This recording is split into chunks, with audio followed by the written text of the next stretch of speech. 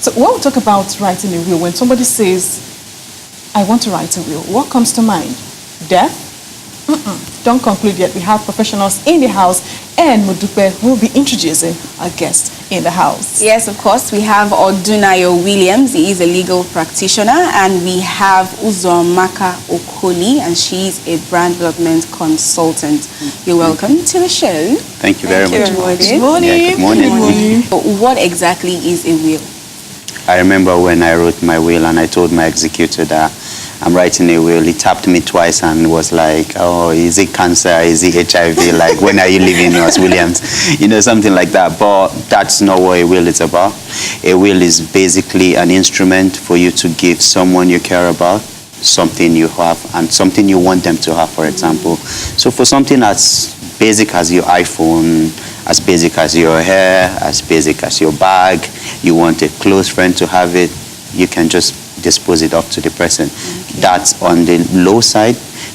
Also, if you have a lot of properties and you want to distribute them, it just gives you total control of your assets while you're alive and if the unexpected happens to the person. So basically that's what a will does. A will legally transfers ownership in a property to another person. So to the beneficiary. So not necessarily a landed property or money, because a lot of people, I saw a tweet last week. Yeah, I saw a tweet last week, and somebody tweeted, if you are of a marriageable age, then you are eligible to write a will.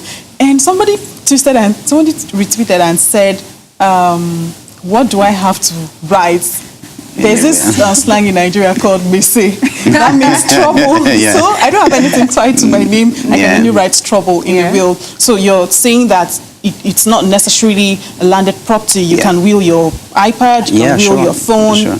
What do you have to say? What I have to say is that as long as you are in active employment, just in your first year of active employment, you can actually have a will.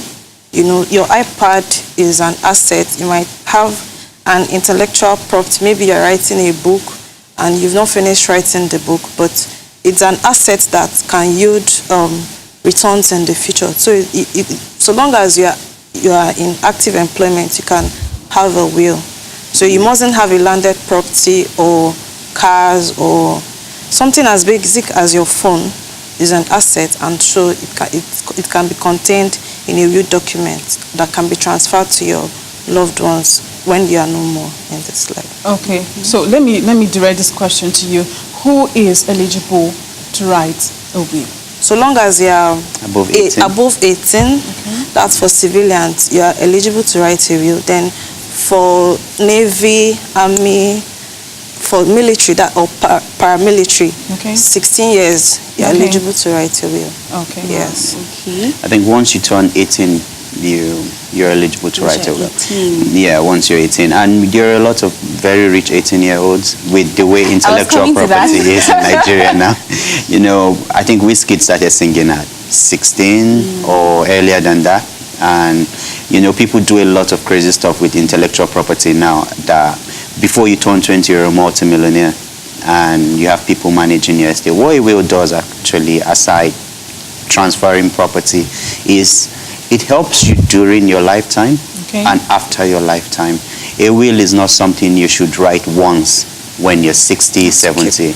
It's an instrument that should change and grow with you over time. Oh, okay. So you're 20, you write a will. You update it. Yeah, you update it. Oh. Yeah, so you're 20, you write a will. You probably have maybe a rented property, iPad, TV. You're 25, you're getting better. You have a car. You're 27, 28, you're married with your first child. You're 30-something, you have 2 children now. Later you find out you have to cater for your own parents. You didn't even consider in your will because they were doing so good at 18 when you were 18 and stuff like that. So a will is an instrument that should change with you, that should grow with you over a period of time.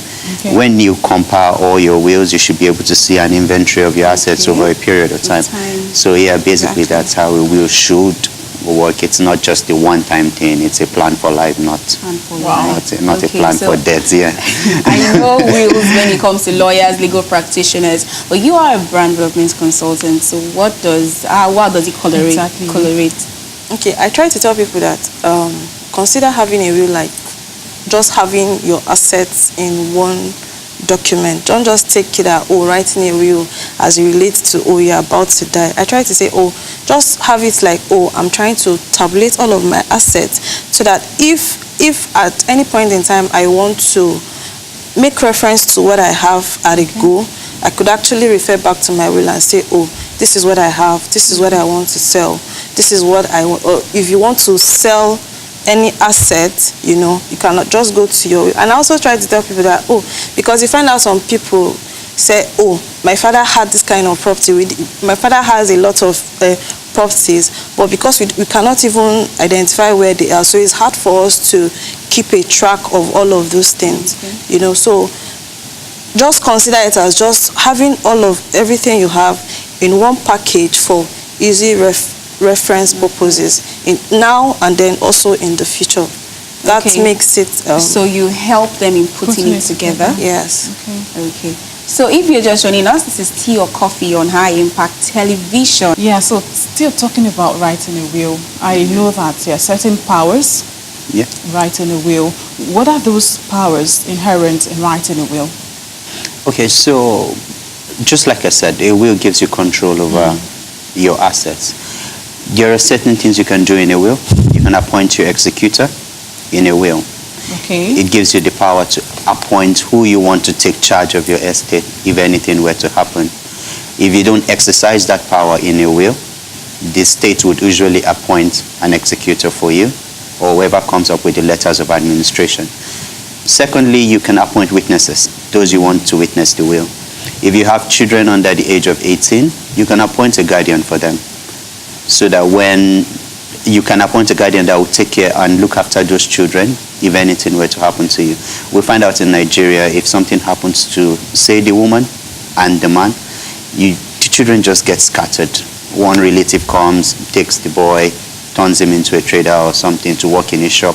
If you have a will and you've appointed guardians, you have specific people you feel would treat your children the exact way you would treat your own children. So you can appoint people like that in a will.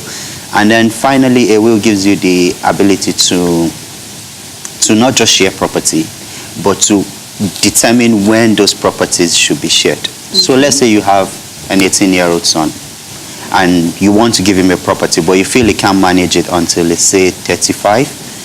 In your will, you can actually say transfer of this property should be made to this child when he turns 35, because you feel it will be a lot more responsible to run and hold that kind of property. Okay, so very quickly, those are some of the powers you did mention about transfer of properties. Yeah. Now, is it right for the testator to let the beneficiary know that they are actually included in a will?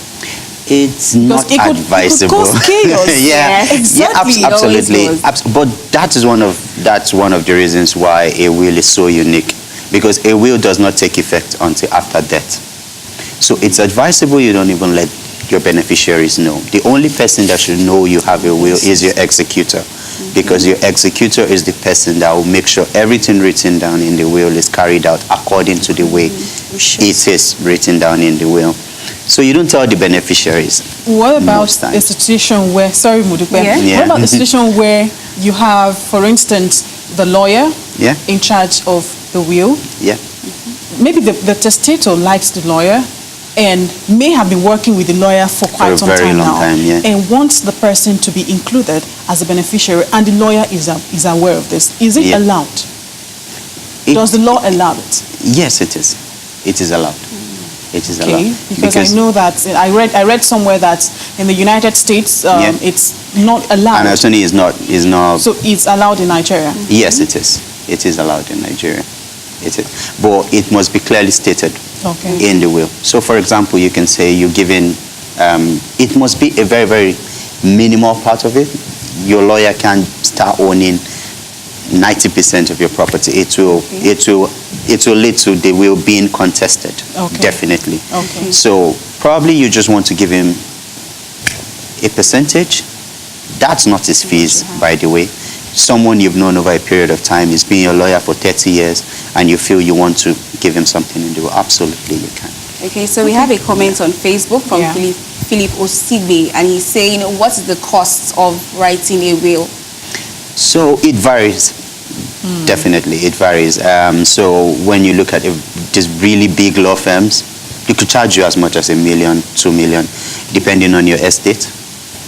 And some other lawyers can charge you as little as 50,000 naira, 100,000 naira. But on the average, you should look at 100 to 100,000 to write a will. So Okay, and he's also saying, have how exactly do how I you- secure my will? How do you secure it? Yes. how to Okay, secure it. so there are two ways to write a will, especially now in Nigeria. You have companies coming up that do electronic wills. So you just go online, you fill in your information, they draft the will for you, Okay. they deliver it to you, and then they go through the whole process of probate and lodge the will in probate for you. When you lodge a will in probate, it's secured. Or you go through the traditional route. You have a lawyer you've used over a period of time. You go to him. He gives you a questionnaire. You fill in the questionnaire, which contains your assets and the people you want to give it to. The lawyer drafts, and then you sign with your witnesses. The lawyer takes it to probate and keeps a copy there in probate. So the original copy of your will is always in probate. In probate. Yeah. So if anything were to happen, the lodgement receipt you get from the probate has a reference to your will. Okay. That's how it's usually identified. So for security's sake, it's lodged in probate. So that's the best way to secure Okay, well, your which will. is preferable, preferable? going online or seeing an actual lawyer and going think- through the process? I prefer going online. I spend a lot of hours on my phone already. And one of the good things with working with a company when you're writing a will is that a company has a succession plan. So you have this lawyer, you've written your will, and the lawyer dies. And his law firm shuts down because of the way lawyers usually are. If they have a male son, the son continues. If they don't have a male son, over a period of time, the law firm disappears. So Uzoma, let me direct you. Would you prefer to rather go online or visit a law firm? I would rather go online because, first of all, visiting a law firm, you're wasting man hours because you would have to actually leave your office to visit a law firm, and it takes a whole lot of processes. But going online, there are a lot of will writing services online cropping up, and there are some that are already there already. It's just you and your laptop. You fill all your details, and it also affords you the opportunity to actually come back and update as much as possible, as much as you want, before the whole process is completed. And then the beauty is that they handle all the court processes for you. So I would rather go online to write my will than visit. I think another thing I think online gives you is privacy. Privacy. Like Okay. privacy is very important. And confidentiality. And it gives you privacy. It gives you time to think about certain things you want to do, because you just have to log back on and make changes. Okay. When you're in the presence of a lawyer and you're filling a form, you feel you need to put down all of the information immediately, something like that. Or if you're doing it online, you just You go have enough home, you time to relax. relax and Okay, think. very quickly, we have a question on our Yes. WhatsApp line. Person is asking, what happens when the executor of the will dies? So you don't have to appoint one executor. Okay. You can appoint multiple executors. So you can appoint A to execute my will. If A is not available, I want B to execute it. If B is not available, I want C to execute it. If the executor dies before the person who wrote the will, that's the testator, then the testator can appoint another executor. If he has just one executor, he can appoint another executor. But if, for example, the testator and the executor dies, say, in the same vehicle, you can have a subsidiary executor to carry it out. Okay, so who can be the beneficiary of a will? Let me direct this question to you, Zamaka. Because I hear stories of people writing a will, and one of the beneficiaries is a cat and a dog. So who can be the beneficiary of a will? Your wife, your children, your parents, and then your sister, your brother, anybody that has impacted your life, anybody you love, even your guardians, your helps in the house, can actually be part or can actually be beneficiaries of your will. So it's not restricted. Bob Marley died without a will. There were issues with the fact that Michael Jackson died without a will, but people came out and said he had a will, He had and a also will, a yeah. lot of people died without writing a will. Now the question is, what happens to their money? Okay. The only way someone you love can be catered for is through a will. Now, when a testator dies, the executor does everything. Now, when someone dies without a will, there's something called letters of administration that needs to be collected from the court. And just like I mentioned, the will gives you a power to appoint people you trust that will carry out things the way you want. Now, there are certain people in your life, say a man dies, he has his wife, he has his brother, he has his children. The wife can apply to have letters of administration. The letters of administration simply means power to administer this person's estate. So the person makes an application to the court to say, I'm this person's wife. He has a lot of money in banks. He has properties. We're struggling. We need to sell these things. Or I need to be able to access his bank account. I need to be able to sell some of his shares. I need to pay for his children's school fees. These are the reasons why I need this man's property. Okay. And then she applies to the court. And then she collates everything he has, which is one other advantage why it's good to write a will, because in a document you already have a list of almost everything he owns. With the letters of administration, you need to go to different places to find out if he actually owns those properties. You need to go to the banks to find out how much he has left in his account. You need to go to CSCS to get stock, and then you compile all of that, and then you take it to the court. We'll go on a short break now. When we come back, we'll talk about writing. We're still talking about writing wills. You can join us tomorrow for another exciting episode of Tea or Coffee.